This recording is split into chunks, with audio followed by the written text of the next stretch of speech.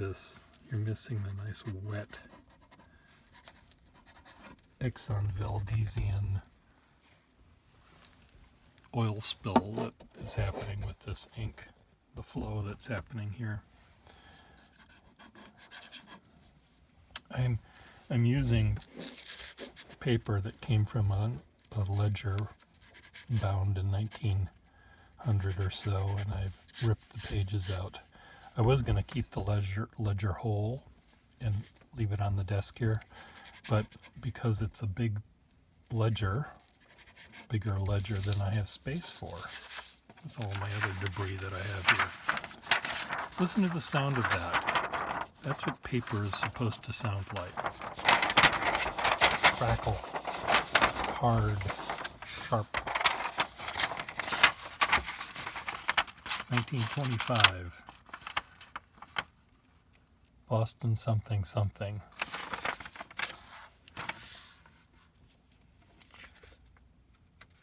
$10,000. Nathan Lectury or something. This person did not have great writing. Waltham. Something. I thought it was Nathan. Waltham. Walthamm.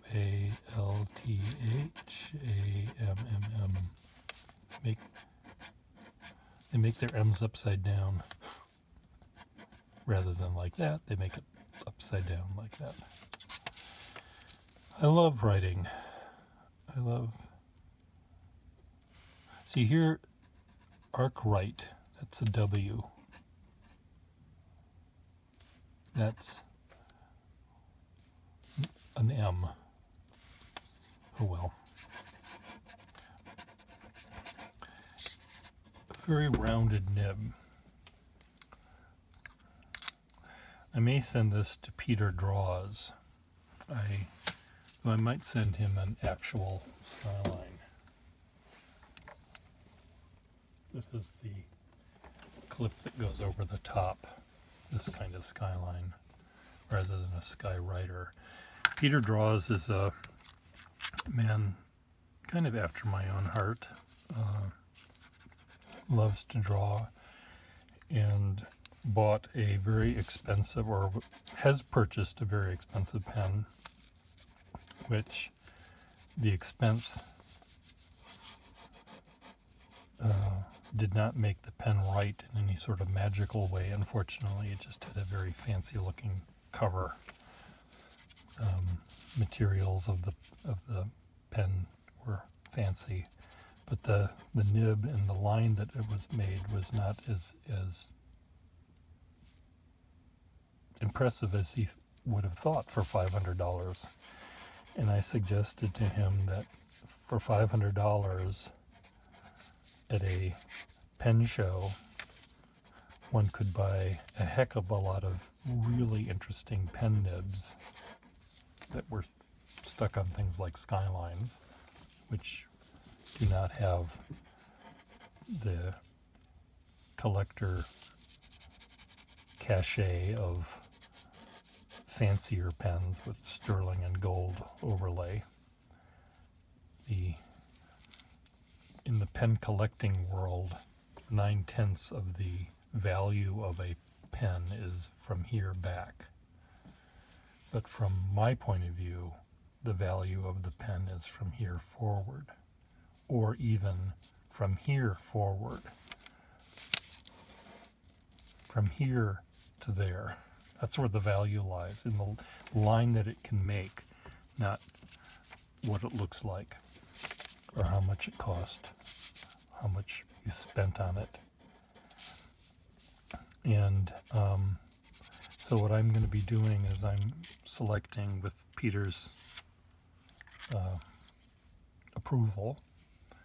I sent him an email and I asked him if I could loan him some pens, and he said yes, because I don't want him to buy a pen that he doesn't want, and I don't want to sell him a pen that he doesn't want, even though I need the money. but I want him, he was talking about, falling into past the event horizon of collecting pens and amassing pens, and he sort of feared that. I don't know if he feared that, but he also said he didn't really know very much about pens. And Peter and I sort of share that happiness of not caring about where the pen came from. We really care about how the pen writes. And I just know that I could send him 5 or 10 pens for him to try out. And I want to send him 5 or 10 completely different kinds of nibs. And I might also send him a couple of different kinds of pens. Most of the pens he has, many of the pens he has are modern. Most of them that he has are modern. And most of them are sort of this size or maybe even a little bigger. And I'd like to send him a Wall Eversharp metal pen. Can I turn the light on so I can show you one? I want to send him a pen like this. Maybe I'll send him this one. Who knows what I'll send him, but a pen that's not horribly rare, not horribly expensive, but has a silhouette that's like a pencil. Straight and narrow, heavy because it's metal, and even with the nib that it has, it can do amazing things. It also has a certain weight and beauty, I guess, to it that I think he might like to try out. I also want to send him a Triumph nibbed pen, because that is a different kind of a nib. Where do I have one of those? One right here. Just because of the way the nib looks. It also, the Johnny two-note, it writes sort of one way this way, and you can flip it over and it'll write a slightly different way. You can do that with any pen, but somehow this kind of a pen makes sense. Now, why do I have that yellow band? The yellow band is what I used to use to describe pens that I thought were good for lefties. I guess it can be. It has that sort of Waverly nib, little upturn. It seems a little scratchy, but who knows? Maybe I'll send him a different one. But I thought he might enjoy seeing this nib. I also thought I might send him a snorkel, just because they're so much fun. Even though they're awful to fix, they're sort of fun to see how they work. And I think that would fit with his little designs he likes to make, his machinery, his very complicated doodlings he makes. And that, I think, would warm his heart. But I say this to him, and I say this to all of you that are watching, and most of you who watch me know this, that for me, the important thing is, of course, the nib and how it writes and how you use the pen, what you use it for, and not what it looks like. I can talk about that too. I can talk about the beauty of this pen all day long if you want. I could write a little poem. How doth that little wall, gold-filled, oh dear. I also thought I might send him and 51. And because it is an important pen, and also because of its Johnny one-notedness, this is a pen that he might use in one particular way. He might say, I really love that 51 because the point is just a point. That makes me draw in a certain way and think in a certain way. Peter's drawings, if you look under Peter Draws, and you can see the sort of things he does and how he draws. It's sort of stream of consciousness, it appears to be now. He makes it seem that way. Whether it actually is that way or not, I do not know. But he'll start with a line, and then or start with a group of lines, and then he sort of moves over here and then does other things. And usually after a few minutes, he doesn't normally he starts here and it moves out sort of a little bit over here and then a little bit over there, but they're not curved lines like this. They're very organized lines. And when the drawing gets to be about this big, it looks like you might be looking at a very complicated wiring of a wiring inside of a World War II era torpedo or something. There's something rather, he doesn't draw circuitry. There are pipes and there's little tubes and there's wires and there's rope and there's string and linear shaped objects, and then he adds cross-hatching and shading that adds more lines. But it's dense. It becomes this dense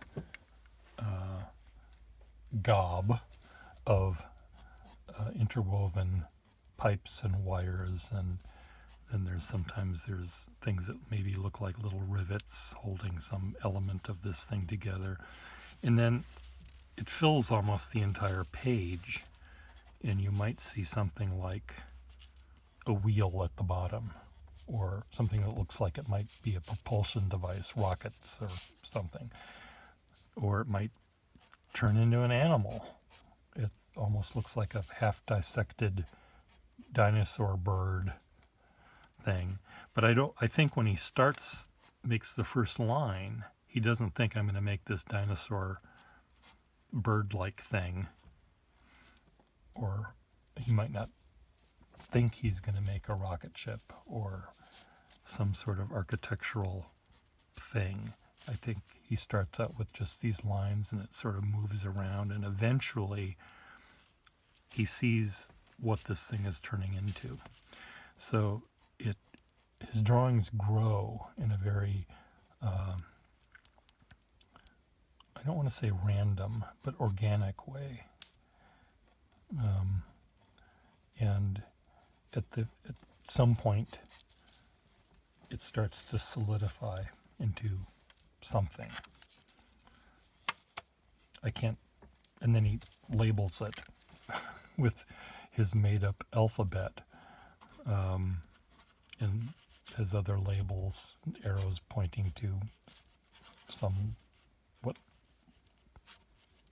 in this language might be carburetor, or small intestine, or whatever it is that he's pointing to in these charts. But with Peter and with me sometimes, and with Peter most of the time, I think it's the joy of moving your hand in the pen and seeing this line that didn't exist before and exists now, and it's moving across the page. And I think I can select 5 or 10 pens that will create such different kinds of lines.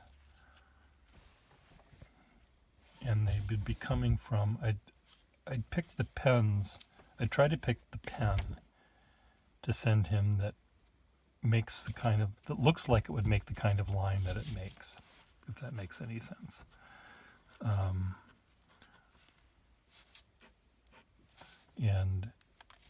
Or if I can't do that, just find 5 or 10 pens that are different from the outside as well as different from the lines they make, and also quite different from the modern pens. I think I want to show him the joy and what I think are the unsurpassed nibs that were made back then that are not made today. They know how to make a nib that writes like this. This is one big chunk of gold. This could make the amount of gold in this nib by Schaefer could make 2 perfectly flexible Waterman nibs. But Schaefer took this chunk of gold and made this very, very firm nib. No one would ever call this nib flexible, and I only can get a little bit of flex by really applying a lot of pressure.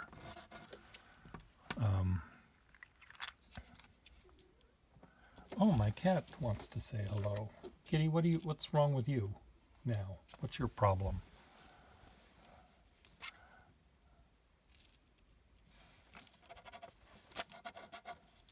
So, it's just very interesting to decide what I think he will enjoy trying. And if he wants to buy them, he can, I guess, but I want him to try them out. I'd love to be able to advise him, or any of you, in what pen to get. If I don't have the pen to sell, I might be able to say, this is the kind of pen you want. I've done this with people. I've said, okay, you want to buy this pen, you don't want to buy it from me, that's fine, you don't have to. I'm not making you buy it, but you can go on eBay, and if you want to try your luck on eBay, which some people like to do, search for Skyline and search for this nib. Now, I most of the time I can guess pretty well what a nib is going to write like by what it looks like in a picture. But I have been wrong. Very wrong in some cases. My eyes are seeing these things through rose-colored glasses, and I think I'm getting a very beautiful, flexible nib, and it's a very firm nib. How did that happen? I don't know. Eversharp was playing a trick on me. Generally, you can, if you see a nib that has a short slit, if you see both of these nibs together, side by side, this one is going to be more flexible than that one. It doesn't always work, because you can have this made of a big, heavy, thick piece of gold, and it's not going to be flexible. But after 40 years of buying pens,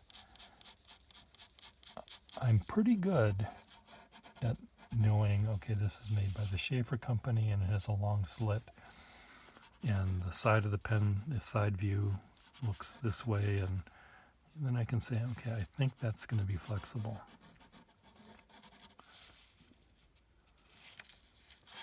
Eversharp nibs, though,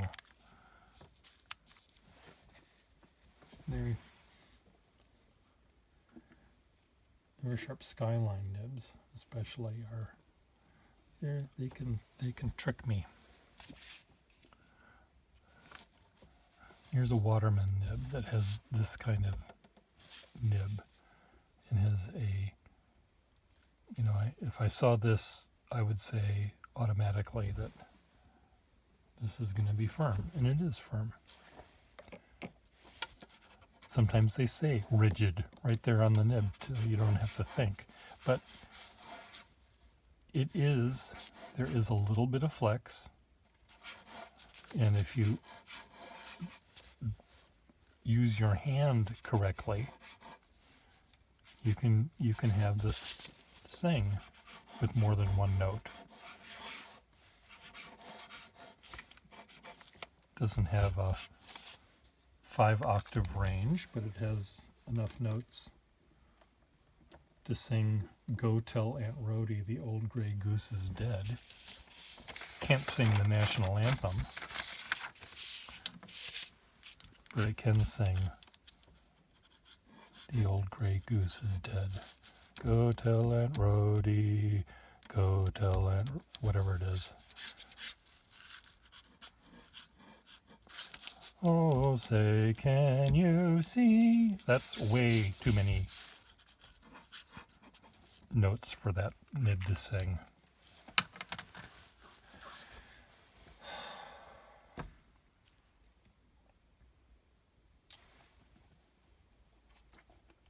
There is a difference between the protesters during the Black Lives Matter protests,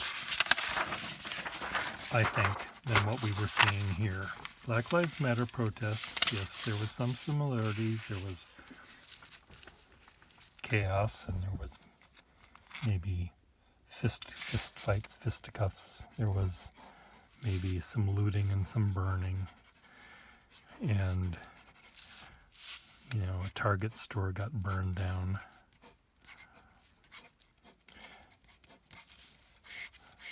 But the difference between the Black Lives Matter movement protests and this protest is these people were the BLM, label it here.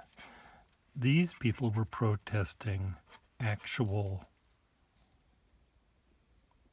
violence against a group of people by people in power.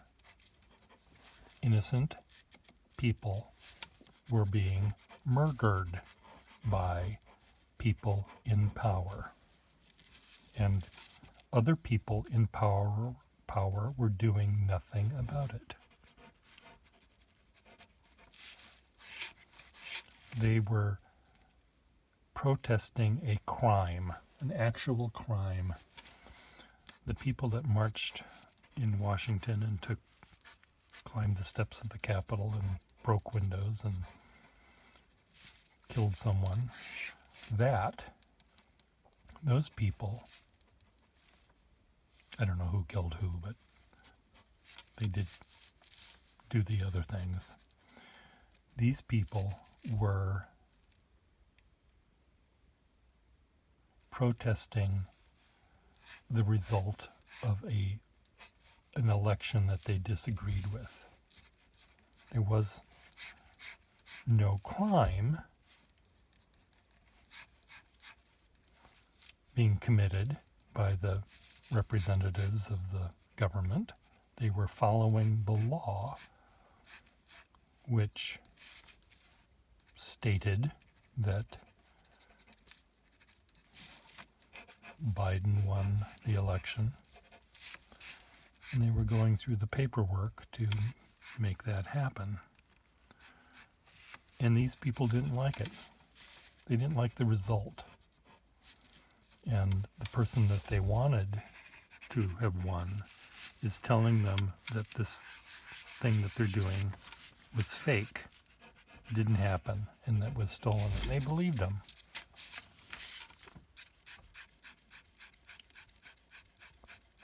Either maybe they don't believe them. Maybe in their heart of hearts they know that they lost. But here's their chance of taking over the government or whatever they're trying to do. But here, this isn't the this demonstrator sees people being murdered and innocent people being murdered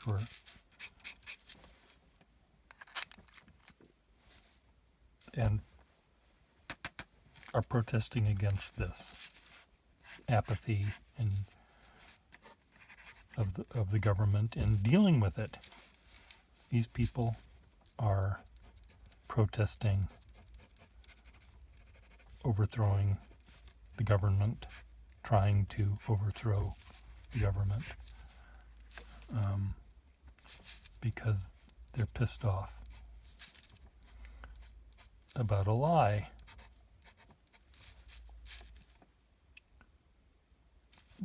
By this guy. They're pissed off because of this guy's telling a lie.